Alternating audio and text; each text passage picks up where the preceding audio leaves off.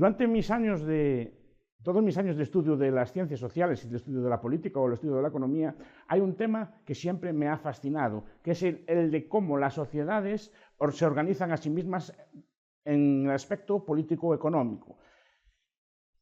Y aquí hay dos grandes formas, o dos grandes visiones del mundo, dos grandes formas de organizar la sociedad, una capitalista y otra socialista. Y son alternativas, y son opuestas, y son alternativas, y se traducen en resultados muy distintos para la vida social.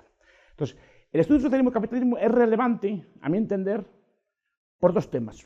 Primero, por su relevancia teórica. Es decir, no hay debate más completo en las ciencias sociales, por lo menos yo no lo conozco, que el que se refiere a la elección entre un sistema económico u otro sistema económico. Requiere un conocimiento casi total de todos los aspectos de la vida económica y todos los aspectos de la vida política y de muchos aspectos de la vida social. Requiere conocimiento del sistema económico, de cómo funcionan los precios, de cómo funcionan los mercados, de cómo funciona el aparato estatal, de cómo funcionan los sistemas de planificación. Es un debate absolutamente rico, completo, etc. Requiere una comprensión casi total del sistema. Y compararlos requiere una comprensión aún mayor. Entonces, es un debate absolutamente relevante y creo que no va a defraudar por su nivel ni por la cantidad de temas que pueden ser desarrollados a partir de él. En segundo lugar, el debate sobre el socialismo y el capitalismo es sumamente interesante porque las ideas tienen consecuencias. Las ideas tienen consecuencias. Optar por un sistema económico capitalista, optar por un sistema económico socialista no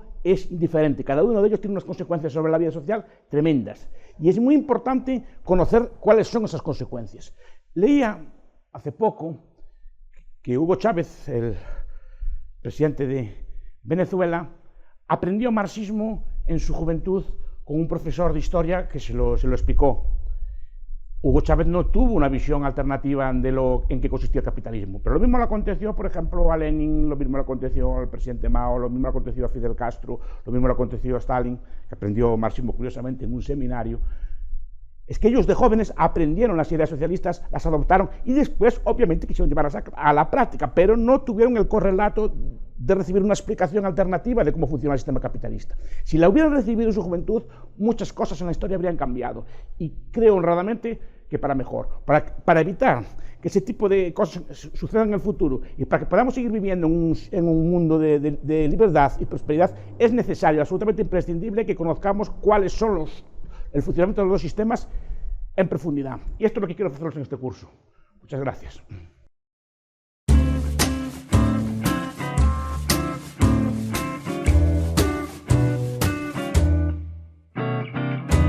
Hola a todos.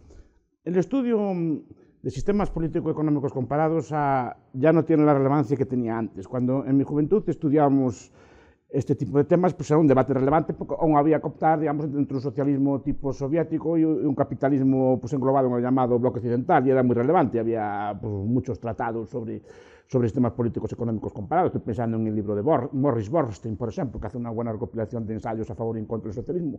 Pero este debate parece haber sido olvidado. Parece que el capitalismo triunfó y que se pueden olvidar totalmente todo tipo de debates sobre el socialismo. Yo creo que es un error. Primero porque no existe un capitalismo de forma pura y en muchas sociedades llamadas capitalistas aún existen elementos de corte socialista que cooperan y es importante conocerlos. Incluso el modelo socialista, con ciertas revisiones, sigue siendo un referente para buena parte de la población. Por lo tanto, me parece muy interesante seguir afundándose en este detalle, aunque sea solo a efectos de conocimiento. Es decir, el debate capitalismo nos obliga a conocer perfectamente cómo el funcionamiento de los precios, el funcionamiento de los mercados, el funcionamiento de la planificación, el funcionamiento del Estado, el funcionamiento de todos los actores económicos relevantes, cómo funcionan los mercados de trabajo, cómo funcionan los mercados de capital, etc. Entonces es muy importante conocer, yo creo que sigue siendo relevante, aunque sea a efectos de contraste, a efectos de comparación.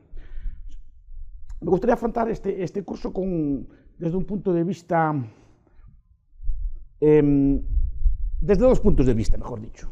Primero, un enfoque puro y después un enfoque, digamos, empírico o concreto.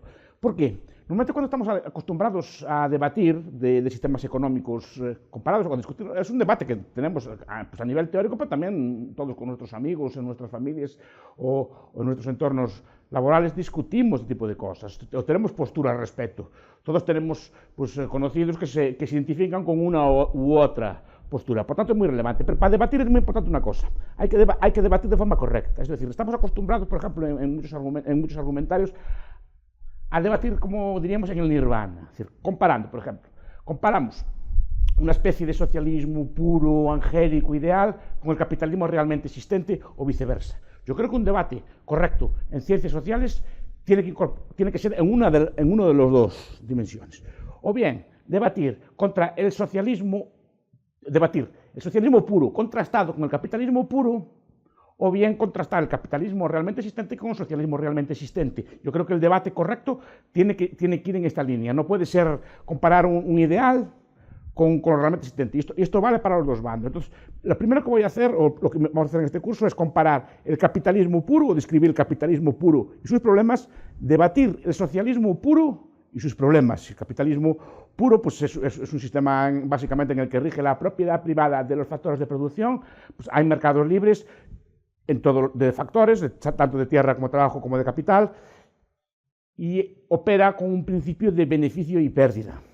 Después veremos o discutiremos los problemas que puede tener. Yo creo que no tiene ninguno. Y a mí me gusta también decirlo. Yo no soy neutral en este debate. Me gusta partir de un punto de vista pues de partes. Yo tomo partido por uno de los bandos y después discutirlo. Esto no quiere decir que nos intente ser honrado con los argumentos del contrario, sino que tengo un punto de vista. Entonces, primero partiremos del capitalismo puro, de cómo funcionan todos esos elementos así, y después discutiremos el socialismo puro y los problemas que puede tener. Los problemas del capitalismo pues pueden ser, por ejemplo, pues las crisis económicas, pueden ser, por ejemplo, las desigualdades, pueden ser, por ejemplo, los llamados fallos del mercado. Y los debatiremos con cierta calma a lo largo de estos cursos. El socialismo, en cambio, es un sistema en que los medios de producción son propiedad privada pues, de algún tipo de ente colectivo, normalmente de algún Estado. Entonces, veremos cómo ese ente central, cómo asigna los distintos recursos de producción. Digamos, el principio orientador es un principio, pues, si quieren, de asignar a cada quien según sus capacidades y a cada quien según sus necesidades, que es un principio que formula Marx inspirado en Louis Blanc. Esta es la idea. Entonces, el sistema de propiedad colectiva tiene que asignar una serie de recursos, tiene que asignar una serie de producciones, tiene que tomar una serie de decisiones económicas basados en principios a priori, pues de corte de igualdad, de justicia social, de eliminar la explotación, etc., una serie de principios éticos subyacentes. Ese sistema socialista tiene que afrontar también una serie de problemas que discutiremos. El primero es el problema del cálculo económico, el segundo es el problema de las ineficiencias derivadas de un mal sistema de incentivos, y el tercero es un sistema pues, de una especie de carencia de libertades o también de carácter ético. Entonces, eso es lo que discutiremos con calma. Entonces, para ello, ¿qué haremos? Pues estudiaremos primero pues, el debate del cálculo económico en la economía socialista, que como saben es uno de los debates centrales de la ciencia económica durante los años 20 y buena parte de los años 30, aunque hoy está un poco olvidado. Revivió en los años 80 con la caída del socialismo real en el este de Europa. Pero es uno de los debates también más fascinantes que he encontrado en mi vida. Debatir no solo si el socialismo es bueno, malo, es justo, es injusto, sino si puede ser o no. Y ese es un debate que a mí me parece fascinante, si puede ser o no el socialismo. Entonces habrá el debate sobre el cálculo económico y habrá un debate subyacente sobre los mecanismos de planificación. Esto es, ¿puede un planificador central asignar correctamente pues, los distintos factores económicos en concurso en una sociedad? Por ejemplo, ¿puede asignar correctamente el uso de las tierras? ¿Puede asignar correctamente el uso de los factores de producción, tipo trabajo? ¿Puede asignar perfectamente el uso de los factores de producción de capital, asignarles el uso correcto y, sobre todo, puede determinar algún tipo de tasa de interés que determine el uso temporal de esos factores? Y ese es uno de los debates que a mí más me fascinan, porque implica conocer de todo, implica conocer precios, mercados, cómo se forman los tipos de interés, cómo se asignan, cómo funcionan los mercados, qué alternativas de mercado, qué subterfugios busca la gente para burlar este tipo de planificación. Sobre todo, ¿implica la planificación un retroceso, una limitación de la libertad humana? Yo creo que sí. La planificación implica poner límites a nuestras conductas. Y hay que debatir si eso es justo o injusto, si hay algún tipo de moral detrás. Entonces, eso es un aspecto que quería discutir a nivel teórico. Pero después me gustaría estudiar a nivel práctico los distintos modelos socialistas que hay. Empezaremos, por ejemplo, por la historia del sistema socialista, de todos los sistemas socialistas que hubo en la antigüedad, cómo funcionaban, cómo problemas tenían, y sobre todo centrándonos en los socialismos reales del siglo XX, los socialismos de corte marxista, o sea, los que se inspirados en las ideas de Marx, de Engels, de Lenin y de Trotsky, primero en Rusia, después en el este de Europa, después en China y en otro tipo de sitios. Explicaré un poco las diferencias entre ellos y los problemas que estos tuvieron a la hora de llevarse a cabo. Después también estudiará a su vez los sistemas capitalistas. El sistema capitalista, a diferencia del socialista, no es un sistema diseñado, sino que es un sistema que va apareciendo poco a poco con sus distintas partes y con sus distintos problemas, pero no aparece de una forma diseñada. Dice, vamos a diseñar una sociedad capitalista. No hay ningún teórico en la historia que dice, vamos a diseñar una sociedad capitalista, sino que cada uno de ellos fue poniendo su granito de arena y entre ellos salió este sistema. Tampoco es un sistema que nunca en la historia se haya desarrollado de forma pura, ¿no? O sea, no hay un capitalismo puro, como también es cierto que nunca hubo un socialismo puro. Y ese tipo de elementos lo vamos estudiando. Y me centraré mucho en el aspecto de la ética, de los valores que dan lugar al capitalismo, que fue uno de los grandes debates también teóricos del siglo XX, que lo inició Max Weber con sus libros de la ética protestante y el espíritu del capitalismo. Es decir, ¿qué valores son los que fundamentan la sociedad capitalista? Entonces estudiaré todos los sistemas capitalistas, pues las variantes que existen y su desarrollo histórico. Y veremos. Y después estudiaré las fórmulas mixtas de ambos. Pues todas las fórmulas de socialdemocracias, pues de sistemas corporativistas, ¿no? O de sistemas de asignación pues más primitivos, ¿no? ¿Qué problemas pueden tener? ¿Cómo asignan los recursos cada uno de ellos? ¿Cómo les afecta la combinación de ambos? Etcétera. Y después, por último, me gustaría explicar un poco cuáles son las distintas alternativas que hay al socialismo y al capitalismo hoy día. Desde un lado, desde un extremo, desde el anarcocapitalismo, que lleva el capitalismo, digamos, a su derivada lógica y eliminando por completo el Estado, y es un tema que me gustaría un poco intentar desarrollar, y después todas las fórmulas neosocialistas que se intentan dar, por ejemplo, todos los esquemas, por ejemplo, de Michel Albert, de cooperativismo, de la economía del bien común de Falber, etcétera, de unos y de otros. ¿Qué soluciones se da? Todo lo que llama el postcapitalismo, por ejemplo, de Paul Mason, ¿qué ideas se intentan dar para superar esta crisis supuestamente de los modelos socialistas tradicionales y plantear nuevas formas de socialismo o de capitalismo corregido? Y esas son las ideas que quisiera plantear en este curso. Tocaremos muchos temas, por desgracia no podemos tocarlos todos, pero creo que es un tema, unos debates que pueden ser fascinantes, en el sentido de que, no de lo que aporto yo, sino de despertarles a ustedes la curiosidad por conocer más este debate y no dar por sentado que el sistema económico que tienen es el único posible.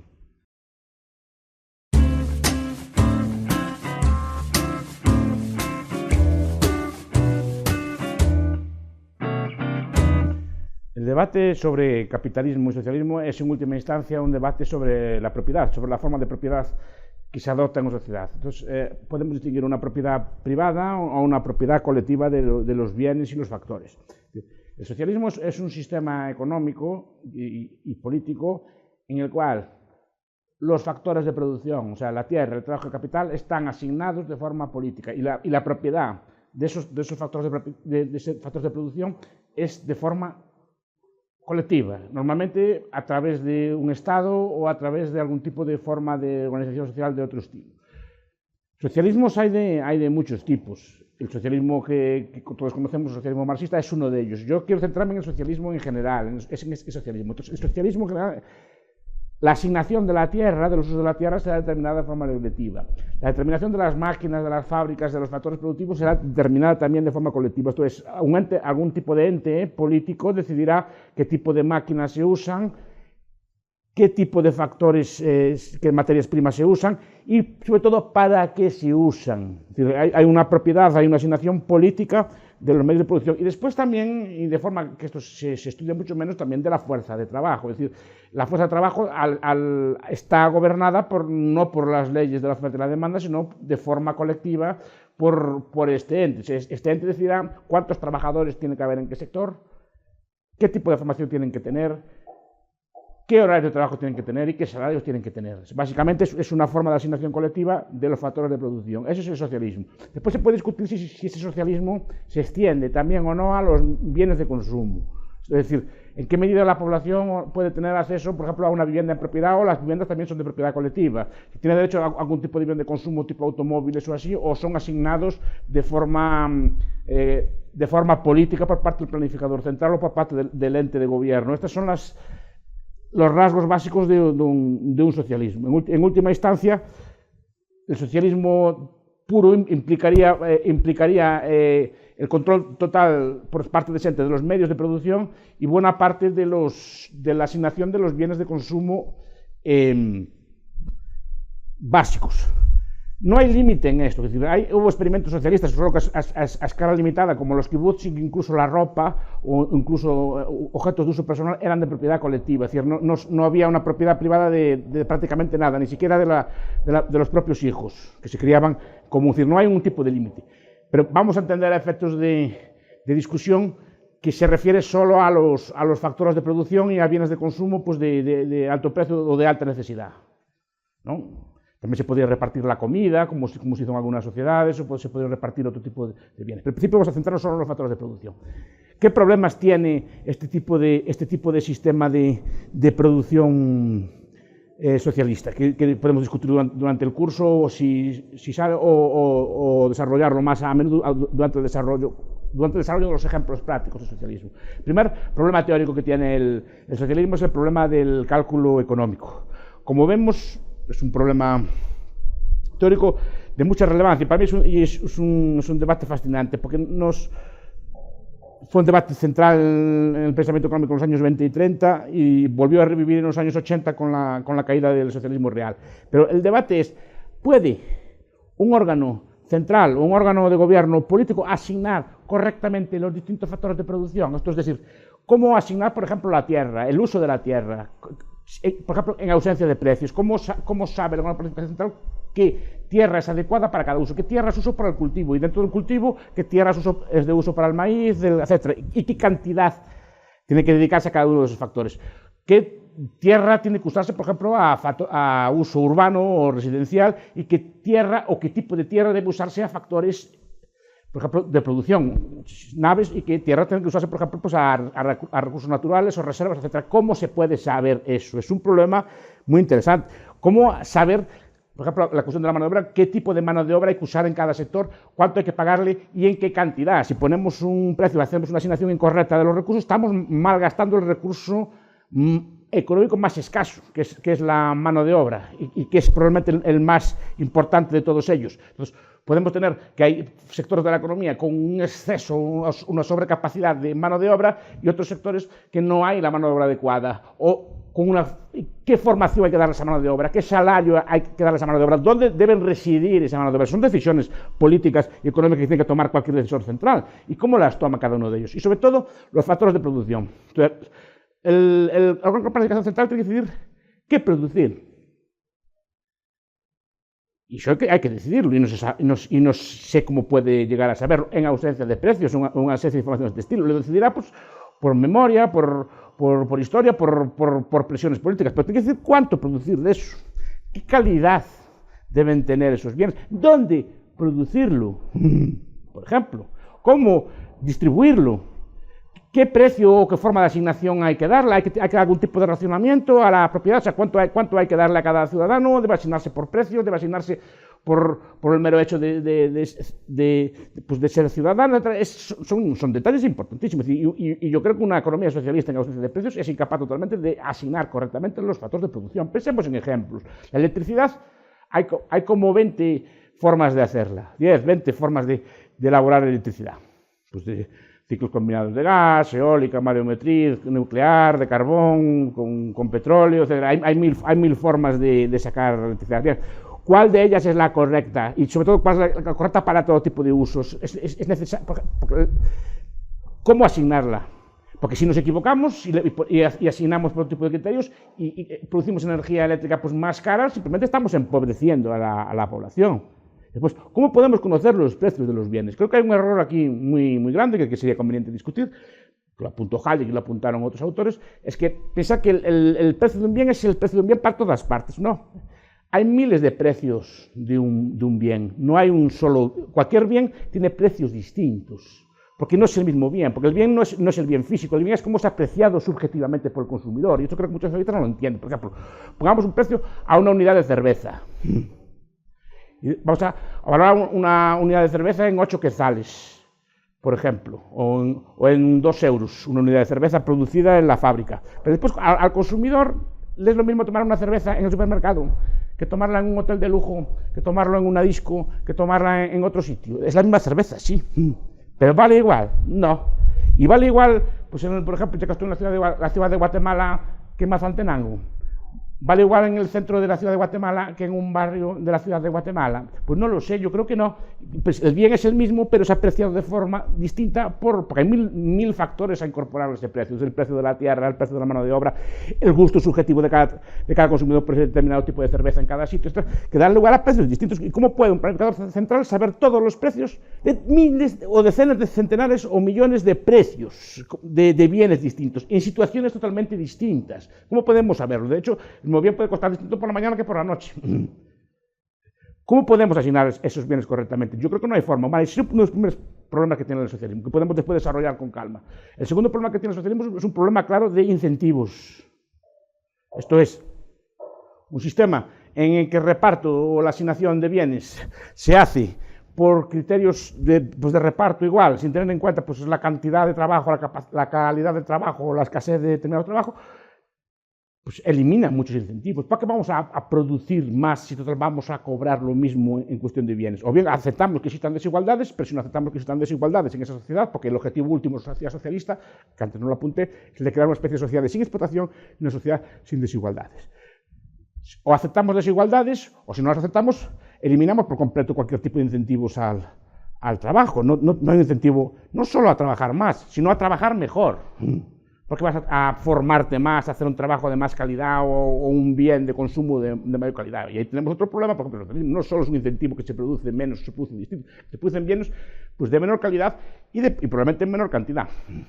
Porque no hay forma de estimular, incentivar a los trabajadores que produzcan lo mismo. El tercer elemento que plantea Hayek es un elemento que tiene que ver con las libertades. Lo plantea, por ejemplo, Hayek en Camino de Servidumbre, lo plantea, creo que es Röpke en La crisis social de nuestro tiempo, lo plantea John Dewey en Juicio a la planificación, sin ir más lejos, por citar algunos libros, ¿no? ¿Cómo un sistema planificador se compatibiliza con un sistema de libertades? O sea, ¿puede un régimen socialista ser libre? Es decir, ¿dónde radica en última instancia la libertad humana? La libertad humana tiene un fuerte o fortísimo componente de libertad económica o de uso de bienes de consumo o de uso de bienes de producción. Si el plan por definición es una limitación de esa libertad, es decir, que nuestra conducta no puede desarrollarse como nosotros queramos, sino como el planificador decide. Si nos eliminan el uso de nuestra libertad, si nos eliminan el uso de nuestros bienes, si no podemos realizar determinadas conductas o no podemos producir determinados bienes o trabajar en determinados trabajos o vivir en determinados sitios, buena parte de nuestras libertades se ven seriamente amenazadas. Y esto es un debate que hay que tener. Es decir, ¿puede ser un régimen socialista libre? Este es el debate que hay que hacer.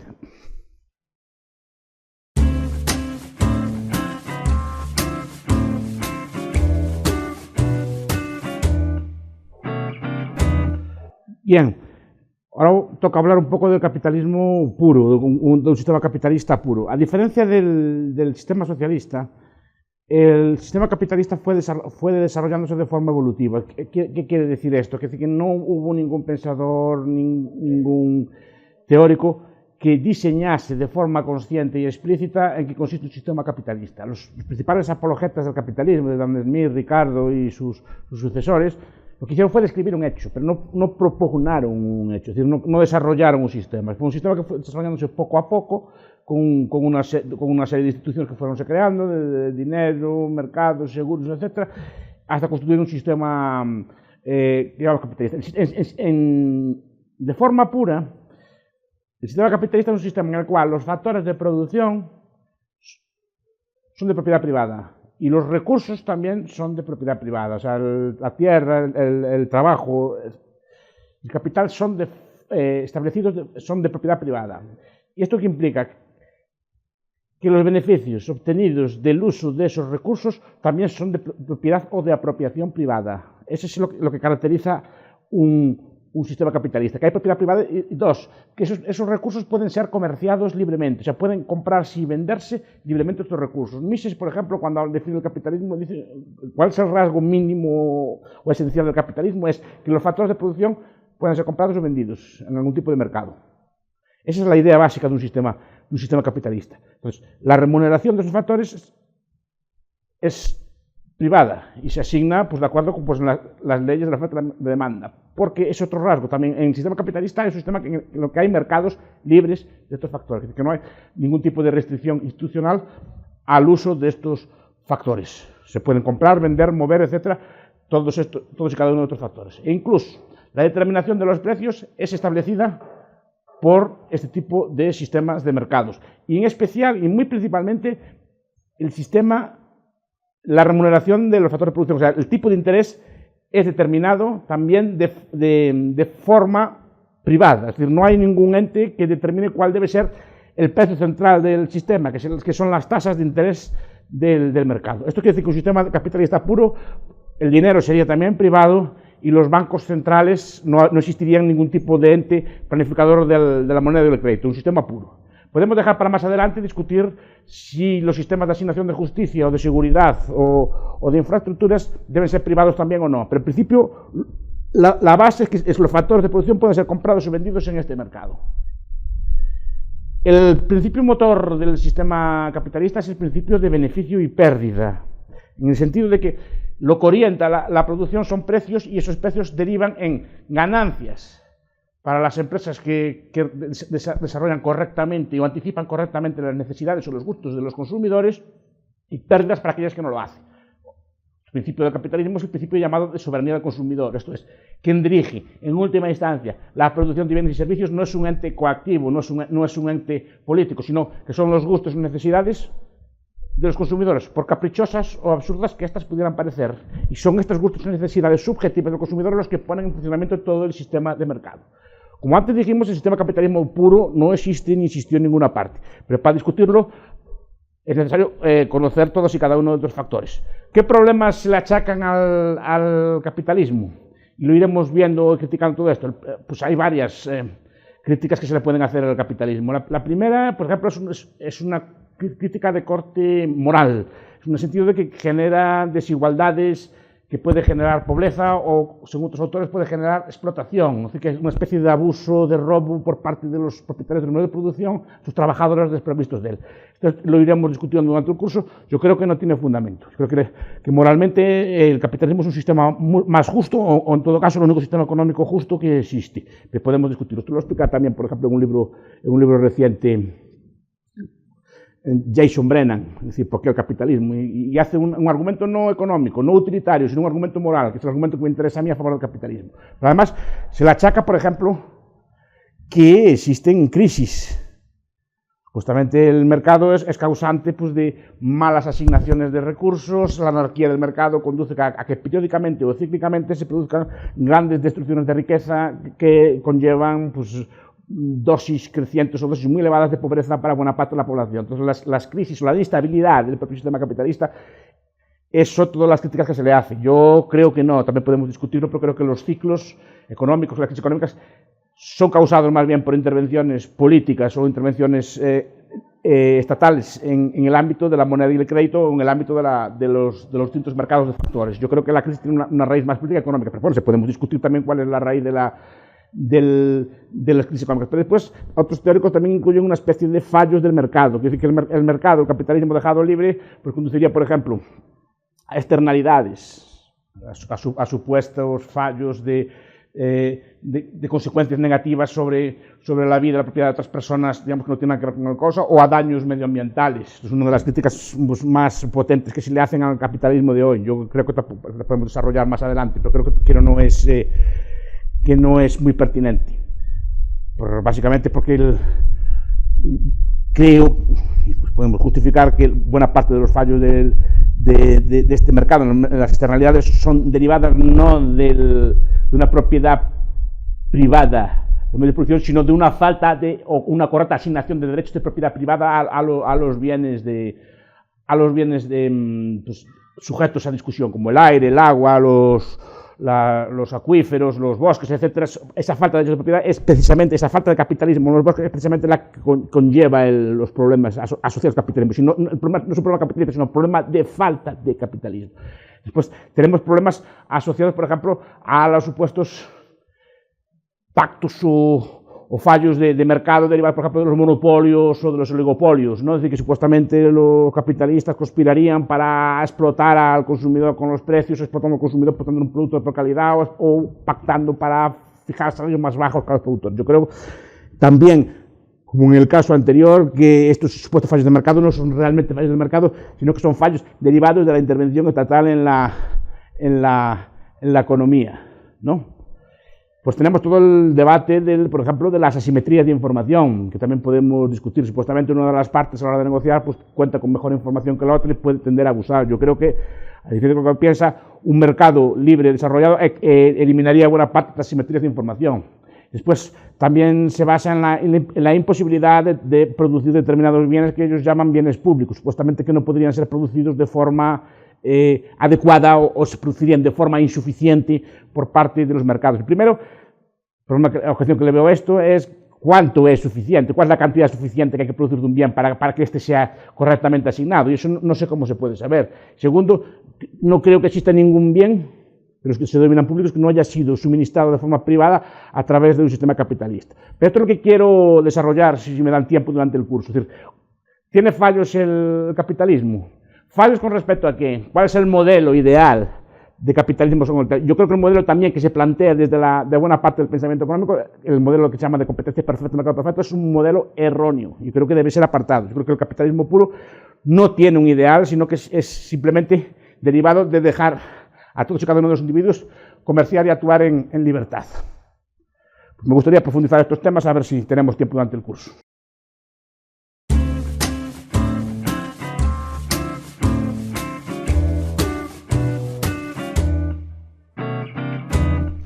Bien, el socialismo, como forma de organización social, tiene una larga historia. O sea, han existido en la antigüedad y en muchas épocas de la historia organizaciones sociales, incluso a gran escala, de corte socialista. Pues desde el imperio helenístico, por ejemplo, hasta, por ejemplo, el imperio de los incas, que tenían rasgos sociales socialistas. Pero ambos eran sistemas sociales no diseñados, es decir, no contaban con un componente teórico previo. Es decir, supongo que responderían a una forma de organización social, algún tipo de idea pues, de algún gobernante de la época, de organizar la sociedad de ese estilo, que fue más o menos evolucionando, pero no tenía un diseño, o por lo menos no se conoce, un diseño teórico previo.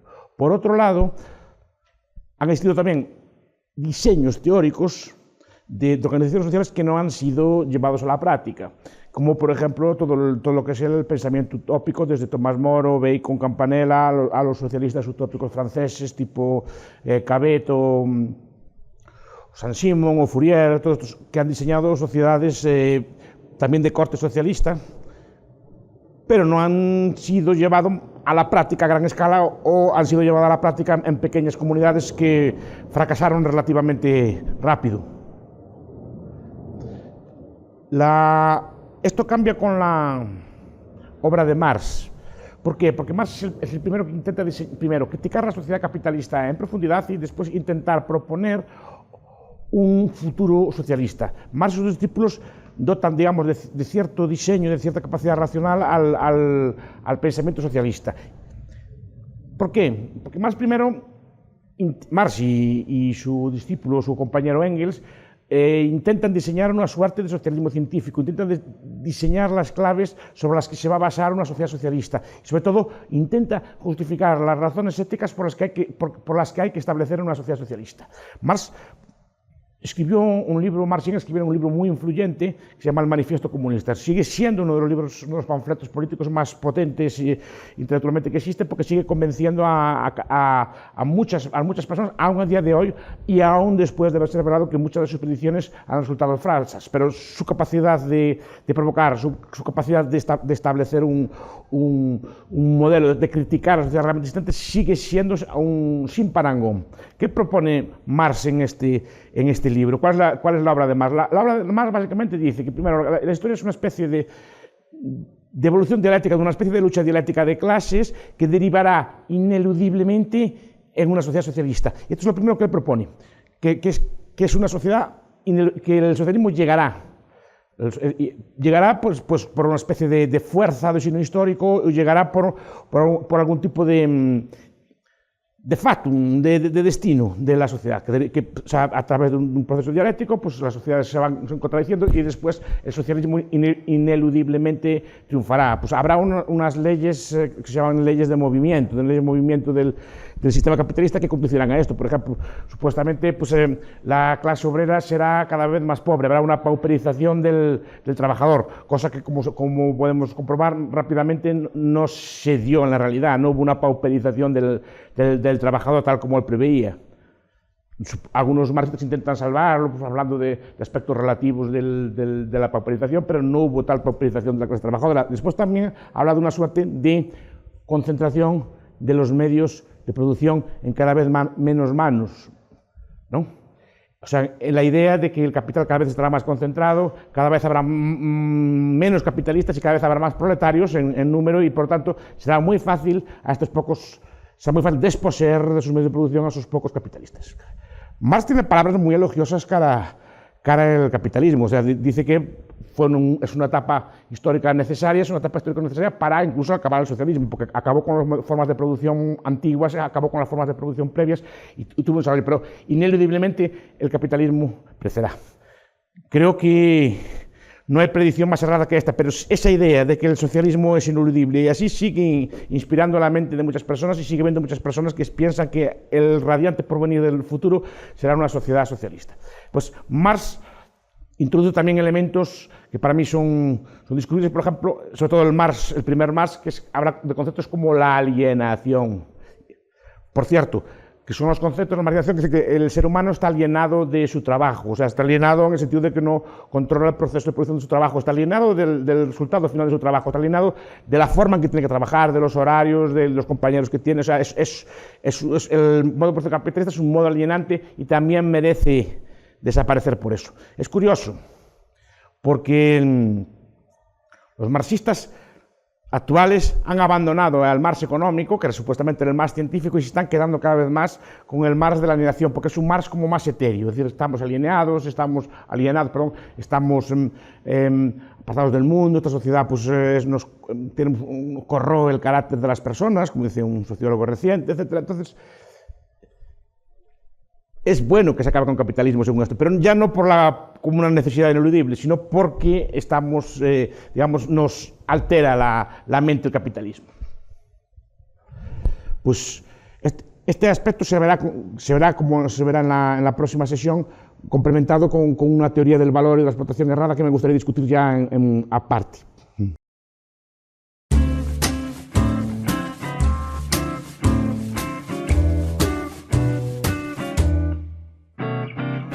Si quisiéramos atacar una religión, criticar una religión, tendríamos como dos estrategias. La primera sería atacar dogma por dogma. En el sentido, por ejemplo, podemos criticar por la resurrección de los muertos, el perdón de los pecados, no, la existencia del cielo, del infierno, podemos atacar dogma por dogma de una religión, sea esta cual sea, ¿no? O podríamos hacer una estrategia como más radical, negar la existencia de Dios y ya se acababa el problema de cosmovisión. Algo semejante le pasa, el problema es que habría que demostrar la existencia de Dios, eso sería otro debate. Pero para atacar el marxismo podríamos hacer una estrategia semejante. Podemos atacar dogma por dogma, podemos criticar punto por punto, o podemos ir a la raíz del valor, a la raíz del problema. La raíz del problema es la teoría del valor de Marx. Si demostramos que la teoría del valor de Marx es falsa, el sistema marxiano se derrumba por completo. Porque todo el sistema, todo el equilibrio del sistema marxiano está basado en una teoría del valor objetivo del trabajo. Está basada en la idea de que existe una explotación y que esa explotación se puede determinar de forma objetiva en el trabajo. Si atacamos ese concepto, destruimos por completo el sistema marxiano. El sistema marxiano es un edificio muy bien construido. Yo no le niego que tiene lógica, está bien construido, ha sido construido por personas muy inteligentes y muy bien formadas, pero descansa, como un ejemplo de la religión, en un presupuesto, que el valor es objetivo y que en el sistema de producción existe una apropiación por parte del capitalista de ese valor, de esa riqueza. Él le llama plusvalía y su sucesor desarrolla el concepto, pero la idea es esta. ¿Cómo podemos criticar la teoría del valor? ¿Cómo podemos criticar la teoría de la explotación? Primero, demostrando que el valor del trabajo, como cualquier otro bien, es un valor subjetivo, no es un valor objetivo. Es decir, si el valor del trabajo, si el valor de los bienes viene dado por la cantidad de trabajo incorporada en él, por ejemplo, imaginemos, por ejemplo, un buzo o un recolector de perlas. Los recolectores de perlas antiguos tenían que sumergirse, nadar, coger una perla y subirla. El marxista diría, claro, la perla vale porque lleva incorporada el valor de un trabajador especializado que tiene que jugarse su vida, que tiene que sacar todos esos recursos, y etc. Entonces, la perla valdrá por el trabajo que lleva incorporado del submarinista. Pero entonces, de ser cierto ese argumento, el submarinista, si en vez de agarrar la perla, coge la piedra que hay al lado, también le daría valor. Si el valor viene dado por el trabajo, entonces cualquier cosa que ese submarinista toque, haciendo su trabajo, dará valor. Es al revés, es el valor de la perla el que da valor al submarinista. Porque el error de Marx piensa que el valor final de un producto es la suma de sus costos de producción, y esto viene de Ricardo. Entonces, en ese proceso de creación de valor hay una especie de robo. Si demostramos que el valor es subjetivo, y yo creo que es subjetivo, el sistema marxiano no se derrumba, no hay explotación. Yo creo que el valor, es decir, que el mero hecho de que un trabajador cualificado toque algo o haga algo no le tiene por qué dar valor al bien, depende de lo que haga con él. Es decir, el trabajador, si por ejemplo el trabajador está igual de explotado, trabaja igual en el sentido marxista, haciendo pantalones, por ejemplo, de caballero de color rosa fosforito o azul pitufo, por ejemplo, que haciendo pantalones de color gris marengo, por ejemplo, que son los que llevan normalmente los caballeros. Si fuera el valor del trabajo el que da el valor, el trabajo es el mismo para hacer un pantalón que el otro, pero yo creo que los dos tipos de pantalón no se venden igual en la tienda. Es decir, el valor viene dado por los gustos subjetivos de los consumidores, no por el trabajo que lleven incorporado, porque ambos llevan igual trabajo, y eso cualquier bien.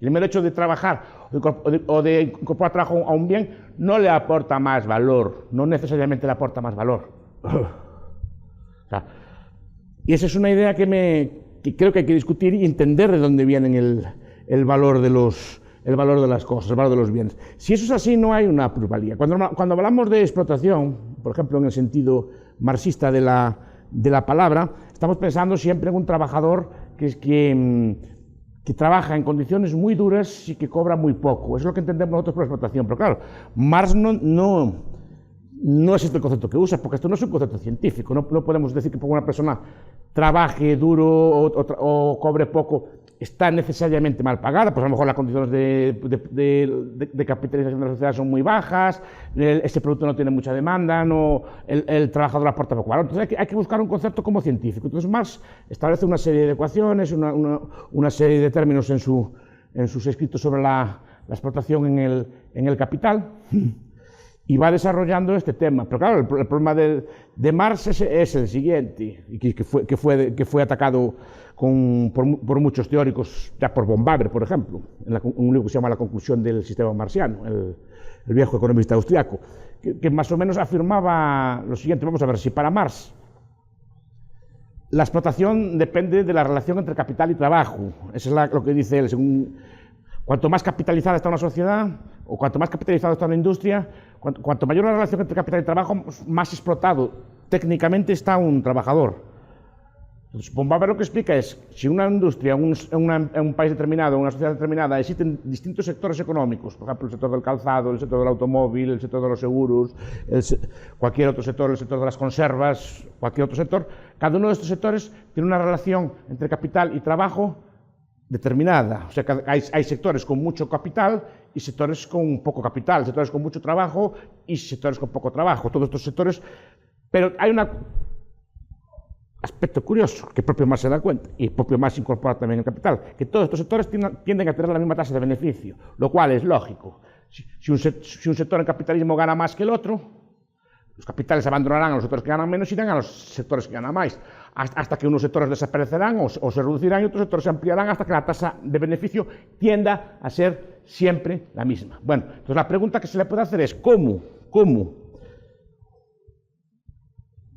con distintas tasas de explotación, esto es, con distintas relaciones de capital-trabajo, la tasa de beneficio es la misma. Porque lo que está demostrando incluso el propio Marx, siguiendo sus propios términos, es que el beneficio no deriva de la explotación. La renta que obtiene el patrón no deriva de explotar al trabajador. El trabajador es un factor más de producción. Con ese argumento podríamos decir, por ejemplo, claro que sin electricidad no existe la empresa, o sin tierra, o sea, sin algún tipo de espacio físico, no existe la empresa, no existe la producción final. Entonces, podría decir el que alquila la tierra. Yo te alquilo la tierra por este precio y tú sacas un beneficio extraordinario, me estás robando en el proceso de alquilarme la tierra. El patrón le diría, yo le alquilo la tierra por el precio que usted me la vendió. Si saco beneficio, es por lo que hago yo con esa tierra. Lo mismo pasa con la electricidad. Oiga, sin mi electricidad no podría usted hacer su fortuna. Si se hace rico es gracias a mi electricidad, porque si no sus máquinas no podrían andar sin mi electricidad. Entonces diría el patrón, yo compré la electricidad al precio que usted me la vendió. El beneficio deriva de lo que yo hice. Y lo mismo pasa con el trabajador. El trabajador se me alquila o se me vende al precio que marca el mercado y las condiciones del trabajo, del tiempo y del lugar que estamos hablando. El beneficio no deriva de contratar o pagarle poco al trabajador. El beneficio deriva, porque si el trabajador pagará más o menos según lo que haya, y cualquier patrón puede quitarme el trabajador al mismo precio que yo le pagué.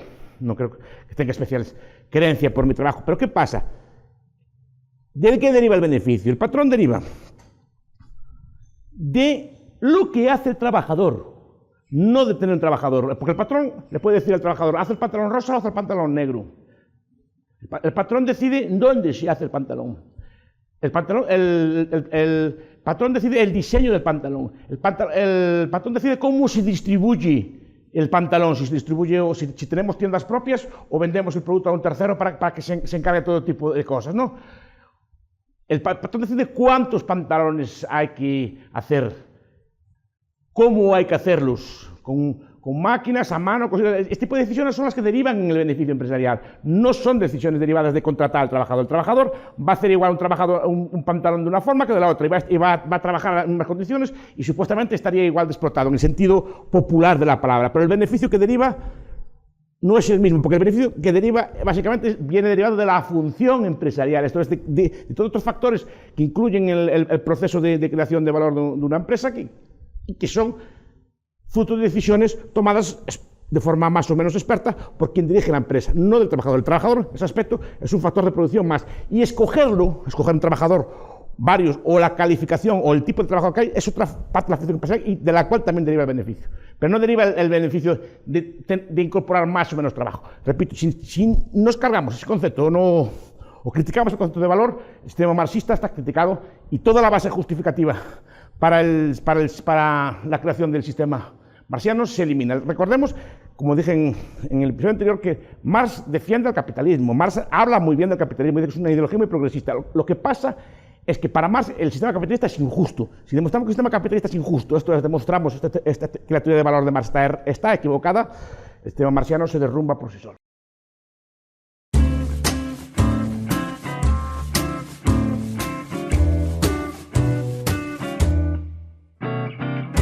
Quisiera concluir esta serie de vídeos explicando o afirmando primero la importancia de seguir debatiendo sobre este tipo de temas. El socialismo, si bien de otra forma, si bien no de forma totalitaria, no con sistemas de planificación central, quitando algunos países, ya ha desaparecido como forma de organización política, digamos, aceptable en casi todo el mundo.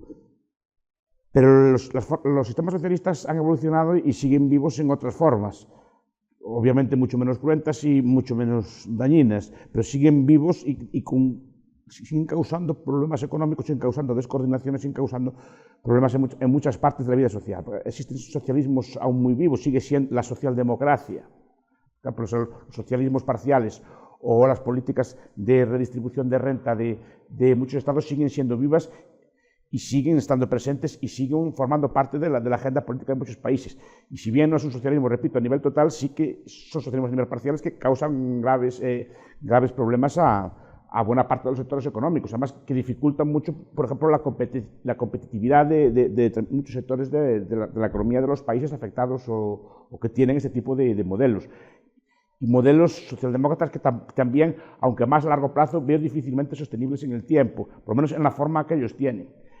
También sigue persistiendo el socialismo de forma conservadora, en el socialismo en el sentido de que se extraen rentas o se redistribuye renta a favor de grupos de interés poderosos o grupos de intereses ricos.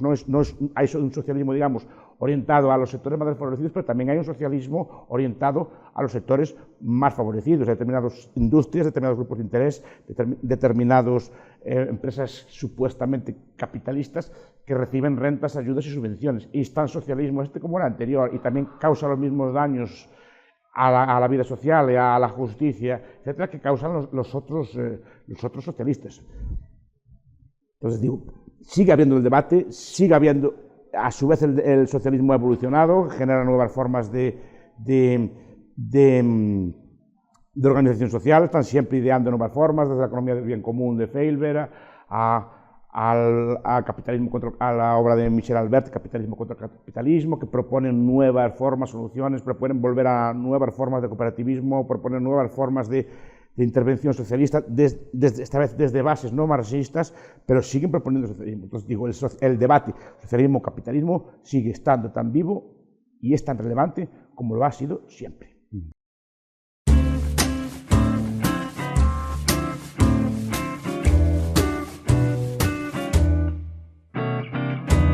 En el apogeo, la expansión del capitalismo, sobre todo después de la Segunda Guerra Mundial, sobre todo y también recientemente con la incorporación de países muy grandes como China o la India a los mercados mundiales, ha transformado muy sustancialmente y de forma muy rápida el marco económico de buena parte de la humanidad.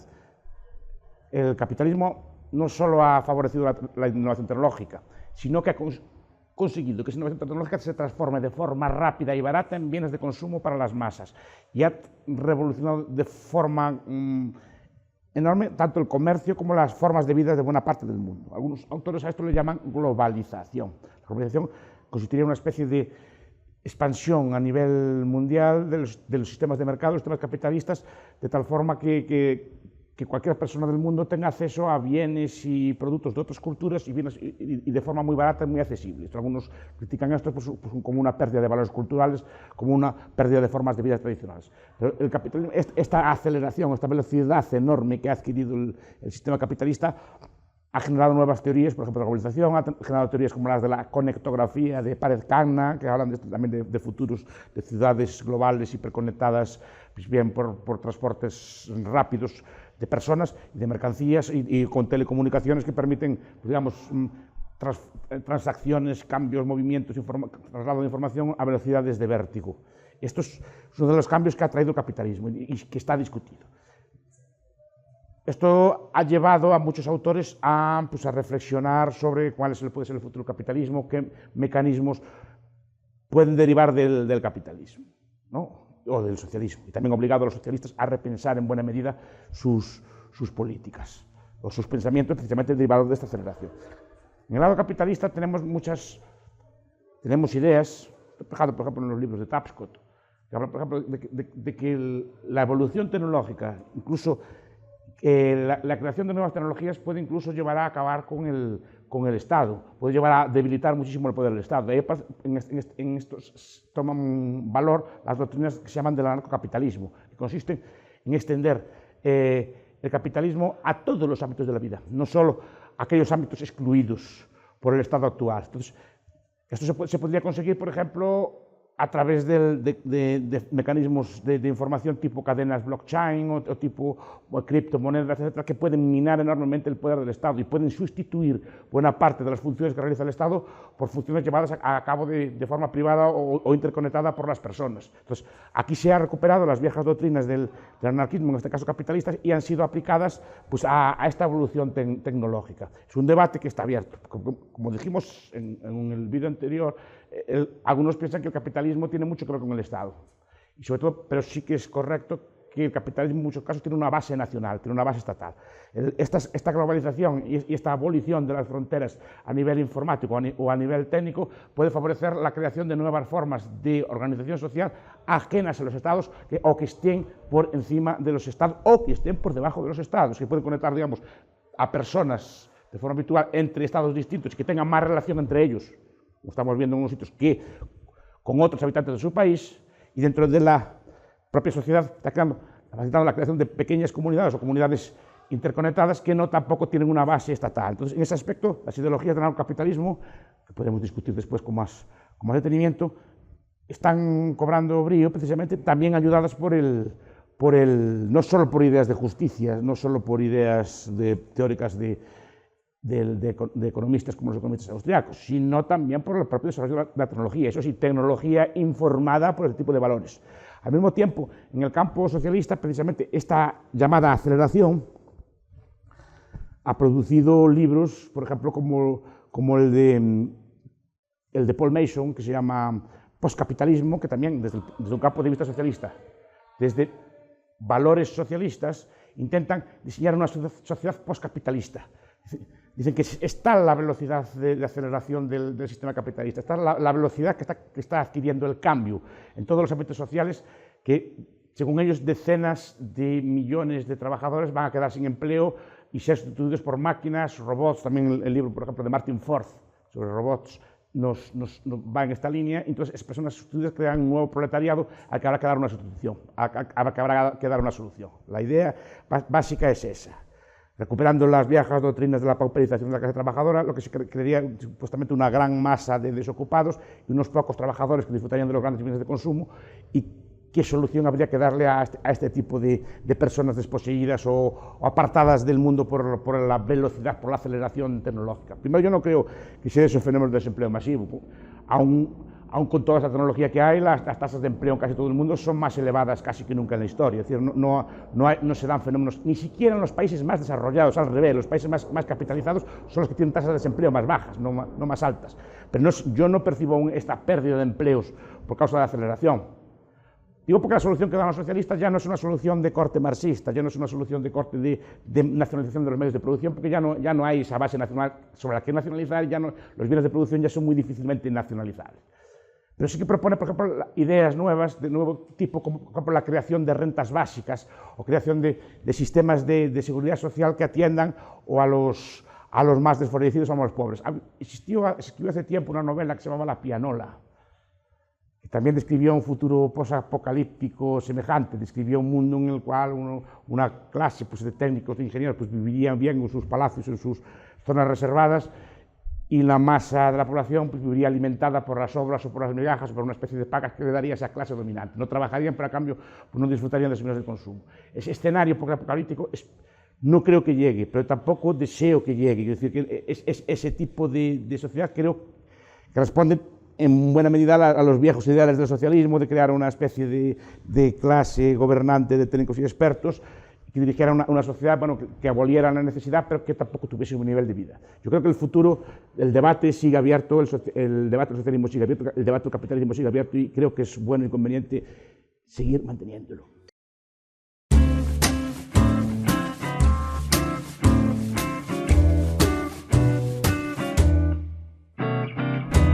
Bien, el capitalismo, como creo que ya hemos señalado antes, no es una institución diseñada, no es una institución creada, no hay un teórico o un pensador que haya diseñado una sociedad capitalista futura y después se haya llevado a práctica, sino que es un conjunto de instituciones que han surgido de forma evolutiva sin ningún tipo de fin. De hecho, el capitalismo tampoco tiene ningún tipo de fin, no tiene ningún tipo de sociedad, simplemente tendremos la sociedad que las personas, a través de la libre oferta y la demanda, a través de la compra y de la venta, tendremos, y cada uno tendrá en la medida de lo posible, tendrá la forma de vida que él desee, pero no hay un fin último. Entonces, ya que no hay fin último, tampoco hay un diseño último. El capitalismo fue surgiendo, lo que llamamos hoy capitalismo, es un conjunto de instituciones, un conjunto de valores, un conjunto de prácticas, incluso un conjunto de tecnologías que han surgido a lo largo del tiempo y que se han ido incorporando, se han ido ensamblando unas en las otras, y desde fuera podemos llamar eso capitalismo. Lo primero que es necesario para el capitalismo es que haya propiedad privada o alguna forma de propiedad privada. Y las formas de propiedad privada también han evolucionado a través del tiempo, de ser una propiedad común o muy estable a una propiedad móvil, a una propiedad que se puede comprar y vender, y con ciertas técnicas o ciertas instituciones como las bolsas de valores o los mercados de finanzas en los cuales se puedan comprar y vender, sobre todo factores de producción. Entonces, es un factor, el primer factor, ese es, primero, que haya propiedad privada, que es una propiedad privada, además que es muy modulable, porque no hay una propiedad privada sola, hay varias formas de propiedad privada. Y que los títulos de esa propiedad privada puedan ser transmitidos, comprados y vendidos. Eso es lo principal, la principal institución del capitalismo. Pero históricamente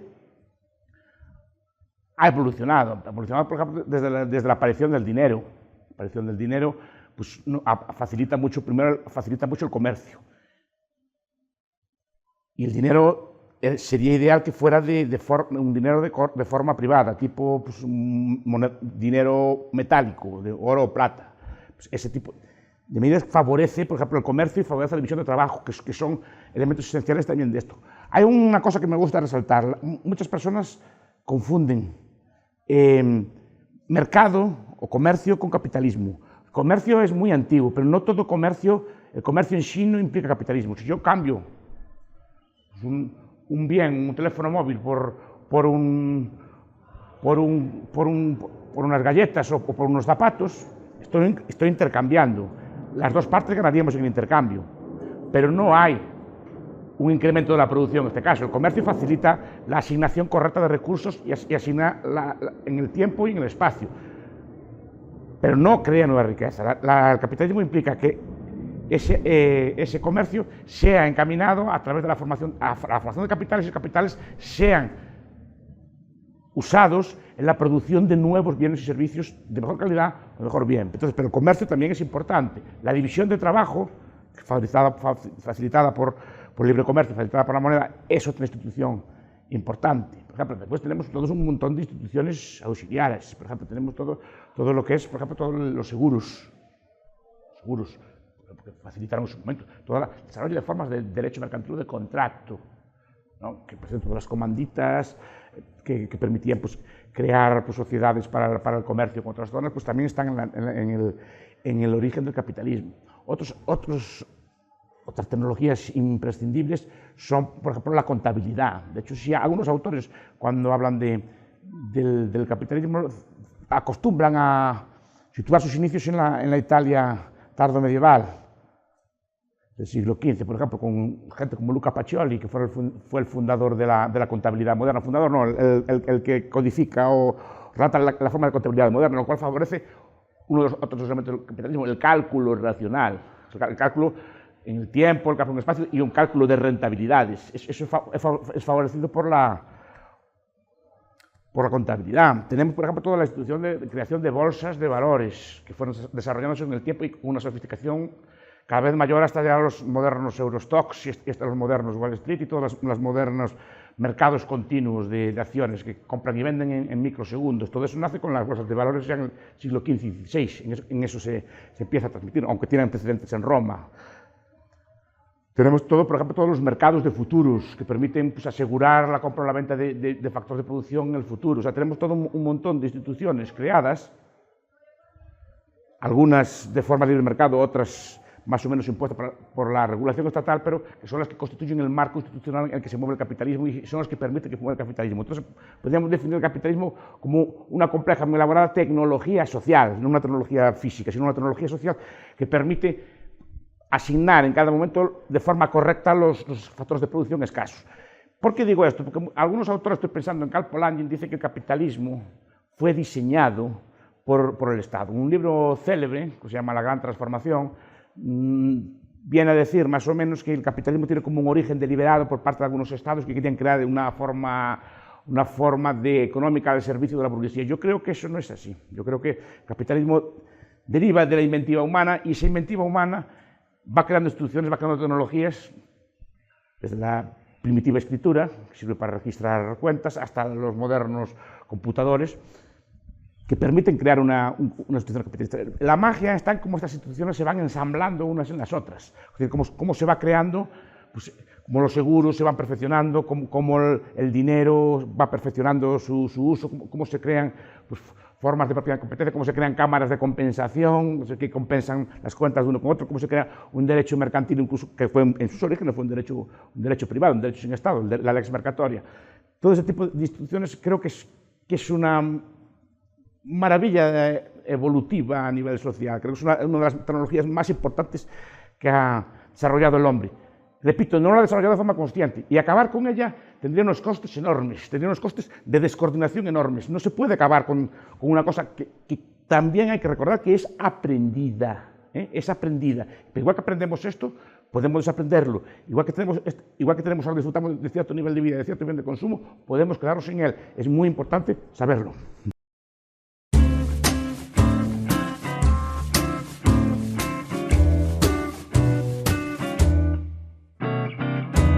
El capitalismo no es una forma de organización económica y social natural. El ser humano ha vivido durante casi toda su existencia en ausencia de capitalismo, o sea, en ausencia de una asignación racional de los factores de producción y de los ahorros, sin tipos de interés y sin sistemas de propiedad privada pues, bien coordinados. Por tanto, ¿a qué se debe la aparición del sistema capitalista? Se debe a muchos factores que se pueden explicar en otro vídeo, pero me gustaría enfatizar aquí en el papel de que el capitalismo necesita algún tipo de valor especial para ser llevado a cabo, o sea, necesita de una cultura, de unos valores éticos o religiosos previos o unos valores culturales previos que permitan su existencia. Este es un debate que se ha dado ya desde hace más de un siglo, iniciado por la obra de Max Weber, en La ética protestante y el espíritu del capitalismo, que dice que el espíritu que ilumina o calienta el capitalismo es un espíritu de origen religioso y muy concretamente de origen protestante. Otros autores, Amintore Fanfani, por ejemplo, Troetzels en su libro sobre el protestantismo, o por ejemplo Robertson o Samuelson, por ejemplo Juan Vicente Massot, entre otros muchos autores, han discutido esta tesis. Han discutido esta tesis en el sentido que unos dicen que no es el protestantismo en sí, sino algunos valores del protestantismo, otros enfatizan que muchos de estos valores están presentes también en el catolicismo o incluso en religiones de origen oriental como las confucianas. O sea, pero sí que hay una cosa en común. Estos dos autores inciden en que el capitalismo precisa de algún tipo de valor espiritual, algún tipo de valor moral que lo aliente. Algún tipo de valor. ¿Y por qué? Porque el capitalismo, como ya explicamos, como se puede explicar, implica la necesidad de tener una dotación de capital que pueda ser correctamente investida. Pero ¿cómo se genera ese capital? ¿Cómo se obtiene ese capital? Ese capital solo puede ser obtenido a partir del ahorro. Y el ahorro es una práctica de conducta que requiere algún tipo de autodominio mental, algún tipo de autodominio corporal, algo que evite la tentación que tenemos todos de querer gastar todo lo que tenemos en cuanto lo ganamos. El capitalismo requiere un sacrificio, requiere sacrificar consumo presente, requiere sacrificar placeres inmediatos de consumo a cambio de tener algún tipo de placer ulterior en el futuro. Eso es muy difícil de conseguir si no hay una ética detrás. Las éticas religiosas normalmente no han definido sus principios para conseguir el capitalismo, sino que el capitalismo es una consecuencia, pues, a lo mejor no deseada o en cualquier caso una consecuencia imprevista de determinados valores éticos.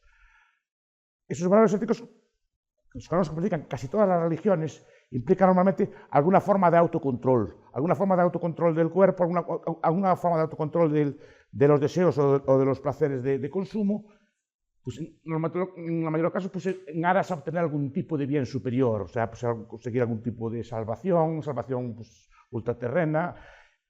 Pero claro, eso lleva a que la persona religiosa, la persona que sigue los principios y los valores religiosos, lleva a cabo unas prácticas de conducta que favorecen enormemente la creación de capitales por esas sociedades. Entonces, ¿cuáles son esos valores? Primero, el valor es el valor del ahorro. El ahorro es una práctica que requiere valores como la frugalidad, requiere unos comportamientos pautados a la hora de actuar, requiere incluso una forma de vida personal y familiar sana en el sentido ordenada, no sana, ordenada en el sentido de que no esté dando muchos tumbos, que haya cierta estabilidad en el tiempo, que se pueda pensar a largo plazo, o sea, que no sea una vida, digamos, pues a saltos, ¿no? Eso lleva a pues, pensar a largo plazo, pues, a construir, a acumular, a ahorrar, etc. Y favorece mucho eso también. A su vez, no solo una ética individual, es necesario ciertos valores sociales que apoyen todo eso. Por ejemplo, es necesaria pues, una sociedad pues, que sea pacífica, que haya cierta paz, por lo menos en el interior del país, para que las personas puedan pensar o ahorrar o tengan algún tipo de incentivo a ahorrar. Es necesario, por ejemplo, que exista un gobierno que no intervenga demasiado en la vida económica, sobre todo que no altere la vida económica con, por ejemplo, con inestabilidades monetarias, porque la estabilidad monetaria es algo que no solo destruye la economía, sino que destruye el concepto de tiempo y destruye el concepto de ahorro. Es necesaria una ética social, pues esto, que favorezca valores estables, que evite, por ejemplo, toda esta cultura del carpe diem, de disfrutar del momento, de vivir la vida, de comamos y bebamos que mañana moriremos, disfruta todos los días como cada día como si fuera el último de tu vida. Este tipo de frases son muy bonitas y eso de pensar que no hay un mañana es un problema muy grave, porque sí que hay un mañana. Sí que hay un mañana, y como no lo tenga bien previsto el mañana, en el mañana lo va a pasar usted bastante mal, y más en sociedades como esta, donde a veces vivimos más tiempo y vivimos a un determinado nivel de vida. Si no tenemos previsto eso, podemos pasarlo mal en el mañana. Entonces, ese valor del ahorro es fundamental para el capitalismo, pero también es fundamental, el valor del trabajo. Cuando hablo de trabajo, por trabajo duro no me refiero a cortar caña en una zafra o picar piedra al sol, que si hace falta también. Lo ideal no es eso, lo ideal es que cada vez trabajemos en mejores condiciones, no que trabajemos de una forma seria, o sea, que cumplamos los pactos, que cumplamos el trabajo dado. Si nos dicen para el viernes allí está el trabajo hecho. El trabajo debe ser hecho con diligencia, o sea, con diligencia, hecho en el menor tiempo posible y con puntualidad. Imaginen una sociedad que no es puntual. Imaginen cómo se coordina, por ejemplo, una red de ferrocarriles o un aeropuerto si no hay puntualidad entre los actores. Sería un caos. Imaginen un sistema logístico de reparto, de entrega de bienes, en la cual los actores no son puntuales. Eso lo imaginamos inmediatamente. A nivel social eso ocurre a gran escala. Si no somos gente puntual y diligente, estamos descoordinando el trabajo no solo nuestro, sino de decenas de otros mismos actores. Y eso tiene unos costes para la sociedad enormes. Entonces es muy importante trabajar con puntualidad, trabajar con diligencia, trabajar bien. Es decir, preocuparse primero de autoformarse o intentar aprender en el propio trabajo o por nuestra cuenta nuestro oficio y hacerlo de la forma mejor posible, y el trabajo que se haga en la medida de lo posible que tenga el mínimo número de defectos y fallos posibles. Ser un concepto que se usaba antiguamente, que era el de curiosidad, ser curioso, acabar las cosas bien, dejarlas bien hechas, bien acabadas, que no tengan fallos. Este tipo de cosas son valores que se fueron construyendo en nuestra civilización durante mucho tiempo. Es decir, hay un libro de un historiador que a mí me gusta mucho, que es Epi Thompson, en la formación de la clase obrera de Inglaterra, explica el enorme logro que ha conseguido la clase obrera occidental. Es decir, uno de los grandes méritos del capitalismo moderno, y muchas veces no se destaca, es el de su clase obrera. Es decir, que conseguir una clase obrera que trabaje tan duro, que trabaje bien, que trabaje con tanta diligencia como las nuestras, fue un gran logro cultural, un gran logro de la civilización occidental, y es uno de los logros que ha permitido el desarrollo y la extensión del capitalismo.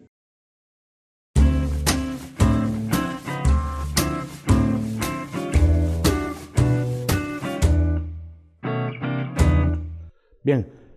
El marxismo había predicho que el socialismo llegaría como una evolución ineludible e imposible de evitar del capitalismo. Sería fruto de la propia dinámica del capitalismo que llegaría al socialismo. Y el socialismo llegaría, o las primeras signos del socialismo se verían en sociedades muy avanzadas, en sociedades muy capitalistas. O sea, fruto de la propia dinámica del capitalismo, como explicamos en el anterior, el socialismo pues triunfaría normalmente pues en sociedades tipo Inglaterra, tipo Alemania o incluso tipo los Estados Unidos, por la propia dinámica del capitalismo. Por eso fue curioso que desmintiendo todas las predicciones de Marx, que el socialismo triunfase por primera vez en un país relativamente atrasado y sobre todo con una base económica rural, con una base económica agraria, no un país extraordinariamente industrializado.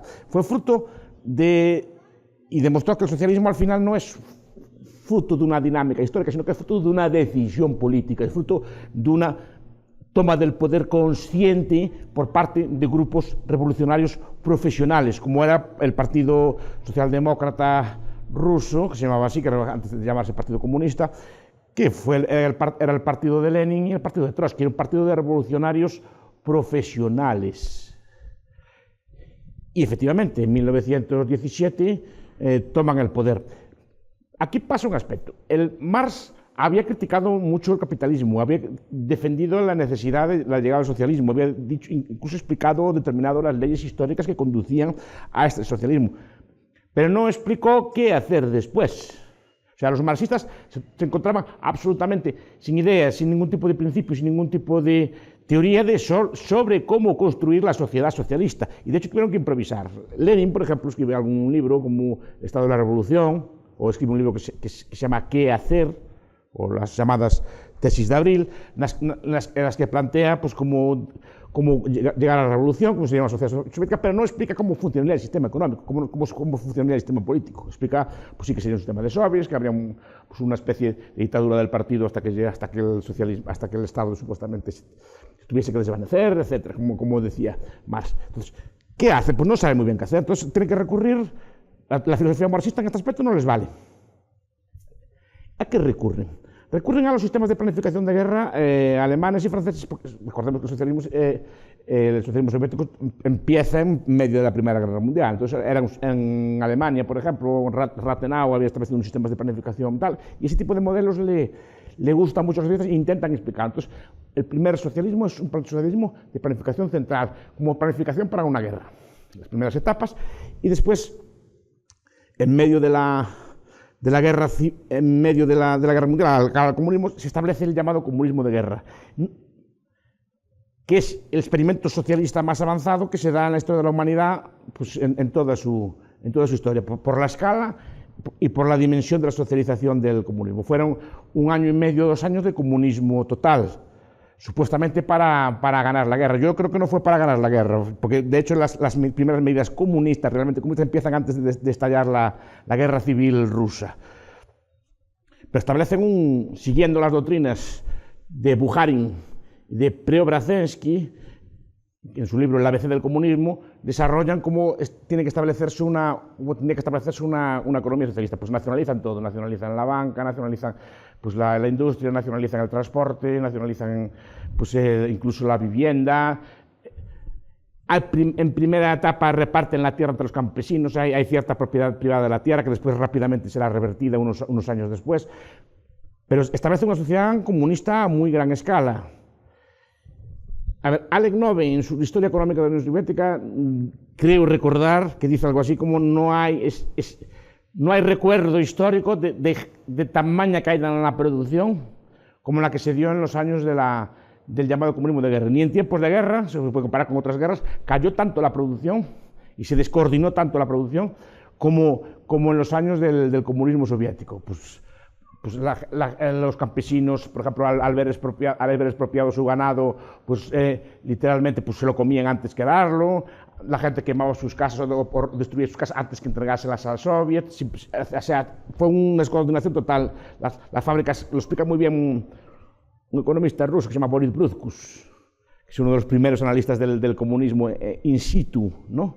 Y explica muy bien cómo se descoordina por completo toda la producción. Al eliminar el sistema de precios, eliminar el sistema monetario, al centralizar el crédito, se elimina cualquier tipo de coordinación. Por ejemplo, poner el ejemplo, los fabricantes de anzuelos se descoordinaron con los pescadores, entonces no sabía cuántos anzuelos había que hacer, ni cuándo había que hacerlos, ni cómo había que hacerlos en cada momento. Al mismo tiempo se generó, por motivos políticos, una gigantesca hiperinflación para, supuestamente, con el objetivo, yo creo que último, de expropiar los ahorros de forma, digamos, invisible a los ahorradores y expropiarles de sus rentas para que esas rentas acabasen más o menos en manos del Estado. Digamos, que fue tal el desastre económico que al cabo de 2 años tuvieron que volver marcha atrás e instaurar la llamada nueva política económica, que era una especie de socialismo socialdemócrata, en la cual el Estado controlaba algunos factores de producción, algunas industrias, pero se dejó volver al mercado. Después, ya a finales de los años 20, tras dura lucha política, o sea, Stalin purgó por un lado a los izquierdistas, tipo Preobrazhensky, que defendían en la línea marxista expropiar o sacar la base económica para financiar la revolución soviética del campo. O sea, había que expropiar el campo. Recordemos que Marx siempre había manifestado muchas reservas hacia el campesinado. Entonces, Preobrazhensky intenta expoliar el campesinado, requisa las cosechas, etcétera. Incluso se crean grandes hambrunas, ¿no? Pero Preobrazhensky es eliminado. Y Bukharin, ya en esos momentos defensor de la NEP, también es eliminado tras duras purgas. Y entonces Stalin instaura la llamada gran colectivización y instaura a finales de los años 20 el llamado primer plan quinquenal. Entonces, una economía ya no es comunista, ya no tiene ese componente pues, reformista o socialdemócrata de la ANEP, pero sí que es una economía de suerte planificada. Una economía de corte planificado. Ya no es el comunismo puro de antes, sino que se reservan ciertos aspectos pequeñitos al mercado, y se establecen unas directrices de un plan dirigido políticamente a través de unos expertos, de unos técnicos, de unos ingenieros que determinan la producción. Pero ya no llega nunca al extremo del comunismo de antes, sino que se reserva ciertos aspectos al intercambio.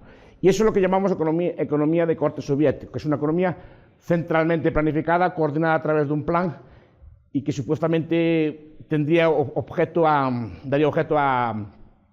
la sociedad socialista. Al principio,